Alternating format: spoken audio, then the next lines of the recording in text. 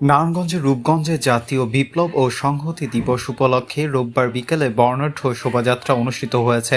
ঢাকা সিলেট মহাসড়কের বুলতা গাউছিয়া এলাকায় বের হওয়া এই শোভাযাত্রায় সুসজ্জিত ব্যানার, ফেস্টুন, ঘোড়ার গাড়ি ও হাতি নিয়ে অংশ নেন লক্ষাধিক নেতাকর্মী ও সাধারণ মানুষ।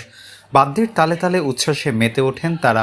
শোভাযাত্রাটি বলাইখা থেকে শুরু হয়ে বুলতা, গোলাকাইন্দাল ও সাউঘাট এলাকায় প্রদক্ষিণ করে বিসমিল্লাহ আরতে গিয়ে শেষ হয়েছে। শোভাযাত্রার পূর্বে সংক্ষিপ্ত সমাবেশে বক্তারা বলেন, রূপগঞ্জের জনগণ আসন্ন জাতীয় নির্বাচনে বিএনপির মনোনীত প্রার্থী মুস্তাফিজুর রহমান ভূঁইয়া দীপুকে বিপুল ভোটে নির্বাচিত করবেন।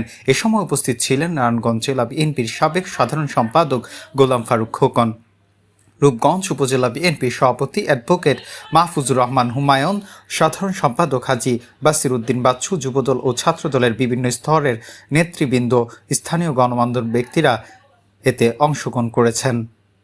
সবচেয়ে সর্বোচ্চ ভোট দিয়ে রূপগঞ্জে বিপুল ভোটে দীপুকে পাশ করাবো, এটাই আমাদের অঙ্গীকার, এটাই আমাদের প্রতিজ্ঞা। রূপগঞ্জে সর্বোচ্চ ভোট দিয়ে সারা বাংলাদেশে সর্বোচ্চ ভোট দিয়ে দীপুকে পাশ করাবো, এটাই আমাদের প্রতিজ্ঞা এবং অঙ্গীকার। বাংলাদেশ জাতীয়বাদী ছাত্র দল। মাহবুবুর রহমান শান্ত, দৈনিক আজকের বাংলা। দৈনিক আজকের বাংলা .net